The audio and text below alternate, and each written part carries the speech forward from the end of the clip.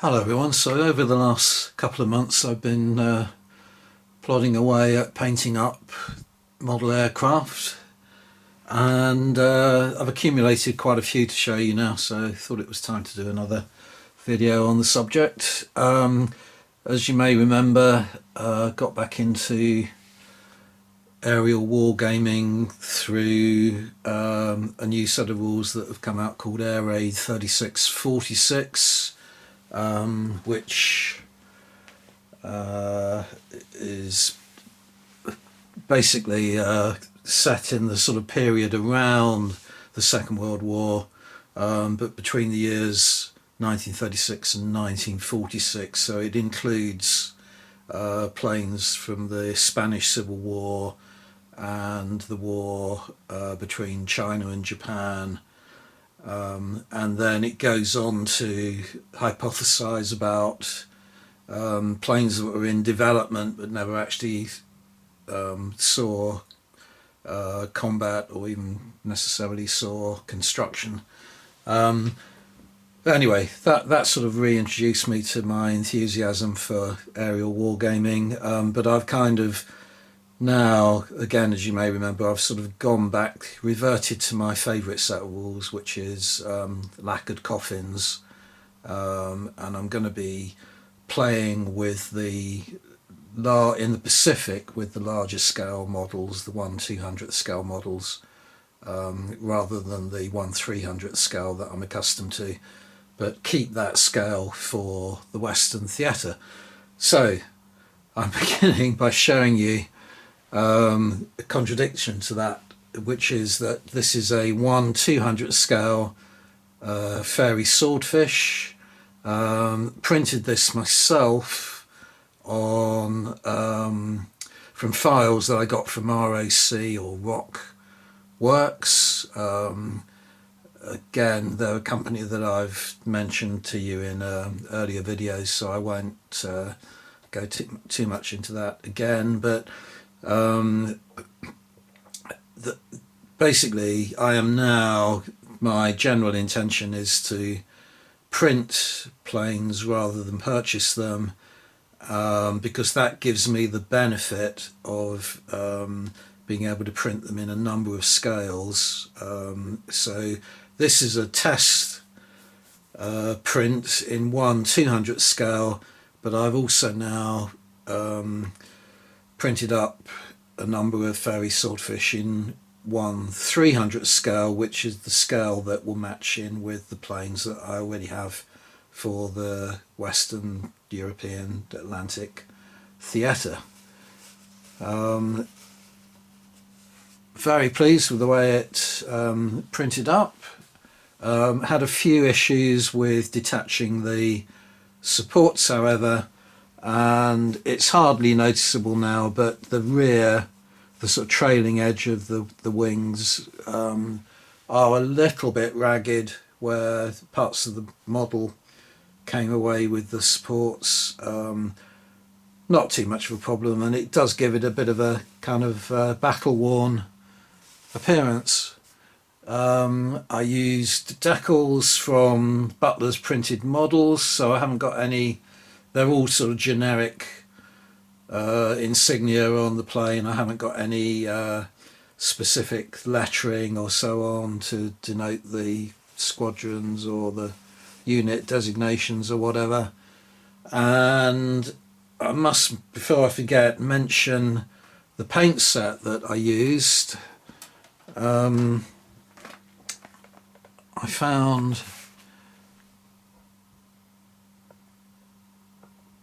take the model away, I found these paints, Hataka, which are kind of authentic colours, do a whole series of authentic colours, but I was obviously in particular keen to get the appropriate colours for a fairy swordfish, so I got this box, which is the RAF Coastal Command and Royal Navy Fleet Air Arm paint set, and as you can see from the cover, it's actually got a illustration of a fairy swordfish, so I knew I was off, I was on the right lines by picking them up. The thing that really pleased me about these paints as well is that a lot of authentic colours that I buy for ship models and plane models are all designed for airbrush, so they're quite thin, dilute paints. It means you know, if you do paint with an ordinary brush, as I do, that you often have to apply several coats. In the case of Hataka, they do those airbrush paints, but they also do paints that are thicker, you know, matching paints that are thicker, that are used just for a brush. So that's what these are. And, you know, perfect. They're absolutely perfect. So if you've never come across Hataka before and, you know, that's the sort of thing you're after, take a look at their range. Okay, so now I'm going to show you a number of 1/300th fairy swordfish that I painted up. Okay, so here are 6 prints in 1/300th scale, otherwise exactly matching that other model that I've just showed you, which was in 1/200th scale. Same thing again, using Hataka paints and butler printed model decals, and nothing else really to say other than, you know, really excited now at this whole new world that's kind of opened up in terms of being able to print models off my 3D printer, and you know, sort of sourcing models, you know, that I previously didn't even think of acquiring. I'm not even sure. There must out there somewhere. There must be a 1/300th scale fairy swordfish, but I'm not sure who makes them. Whereas RAC Works seems to have a whole catalogue of plane types, and you know, it's so much easier once you've got the STL file to print off model after model after model. So now I'm going to be able to play scenarios like the raid on Taranto, the attack on the Bismarck, the Channel Dash, where the you know, Gneisenau and the Scharnhorst slipped through the English Channel, and at one point were attacked by fairy swordfish. So yeah, it's opening up a whole new load of wargaming possibilities. Okay, on to the next thing. Next up then we have 2 Brewster Buffaloes, which I printed again, files again from RAC or Rock Works, and just using, I think the decals were from Warlord Games, Blood Red Skies, you know, just generic markings, no specific insignia or lettering or anything. The reason I printed and painted these up is that I had been sent a metal Brewster Buffalo from one of my earlier purchases from Area 3646.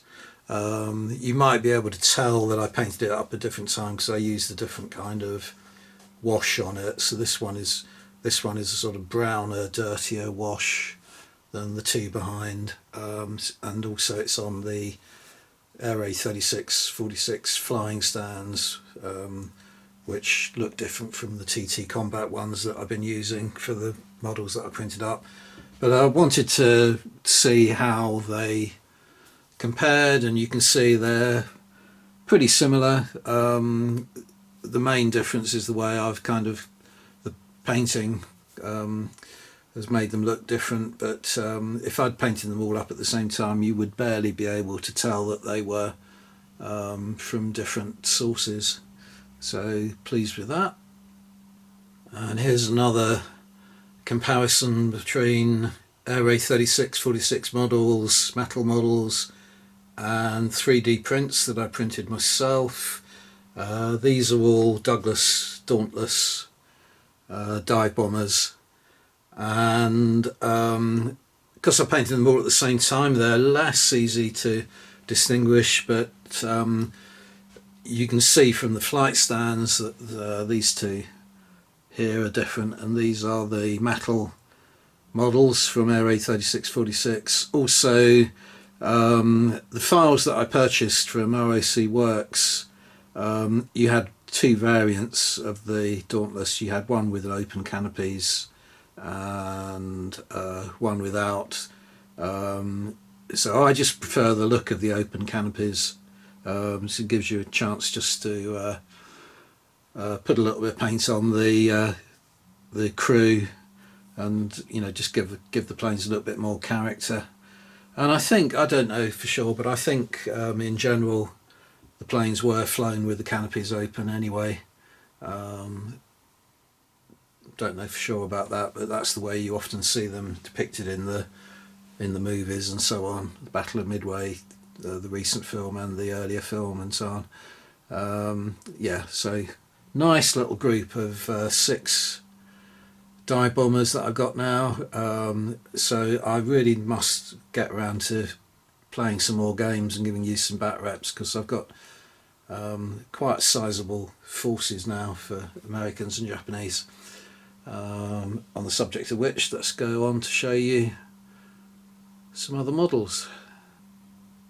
Sorry, I should have said as well that in this case I used decals from 7 Swavian games, so there's a lot more detail in the planes from that respect in terms of the decals. I don't know if I'll be able to zoom in and give you a better. It's probably not going to focus it. You can see things like the lettering behind on the fuselage and so on. Just a little bit more detail than I was getting from the Butler's printed models selection. And next up we have 6 Zeros. These models are all from Warlord Games, Blood Red Skies. They do a box of 6 Mitsubishi Zeros. All I did in terms of decals was just use the decals that come in the box, which are just roundels and nothing else. The Warlord Games do some more detailed and specific decals, but didn't really want to invest in any more. And now I have found some STL files. I think I got them from a company called the Plane Printer. It might have been RAC Works, but I have got STL files now for Zeros, Kates and Vals, so I'm not going to be purchasing any more models from Warlord Games, Blood Red Skies. I purchased them really just to see what they were like. The Zeros are pretty good, so happy with these, but definitely didn't like the Kates. I've shown you those on an earlier video.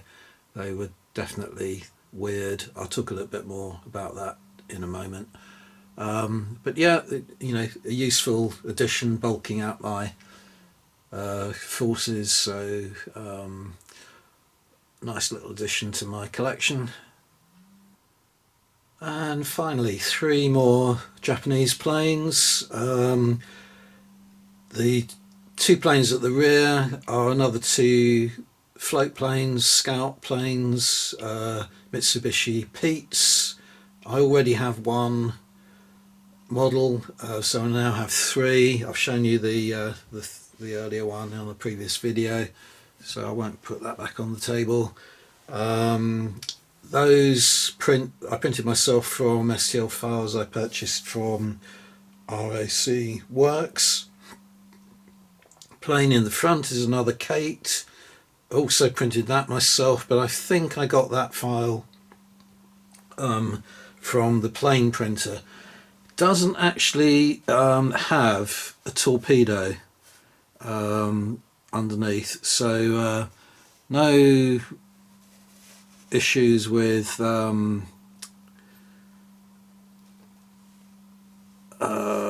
where to put the flight stand and so on. but on that subject, I think the very first the video that I put up on the subject of my renewal of my interest in aerial wargaming, it was back in July, so about 4 or 5 months ago now. It was actually noticed by Babek, I think his name is Babek Amelizada. Apologies if I've got that wrong. Over in Germany, the proprietor of Air A3646, he noticed my video, and I don't have comments allowed on my videos any longer, otherwise he would have remarked there, but he had my email address, so he actually sent me a very nice email thanking me for the video, but discussing the subject of how the torpedo was positioned underneath the Cape bombers, because again, I won't get them out now, but on the Warlord Games Victory at Sea, no, sorry, Blood Red Sky, if I've been saying Victory at Sea earlier, I apologise. On the Warlord Games Blood Red Sky models, the torpedo is actually offset so much, it's fixed, it's prefixed to the fuselage, it's offset so much that in real life the plane wouldn't have been able to lower the left hand side of the undercarriage. It actually blocks that movement, but he said that that is way too offset, but in real life the torpedoes were marginally offset to the left, so that kind of answered my doubts and queries about that. I'll put up an image that he sent me showing how the torpedo was configured. It's really nice of him. So that's resolved that problem, that basically the Air A36 46 models have got it roughly right, that the torpedo was slightly offset from the centre line.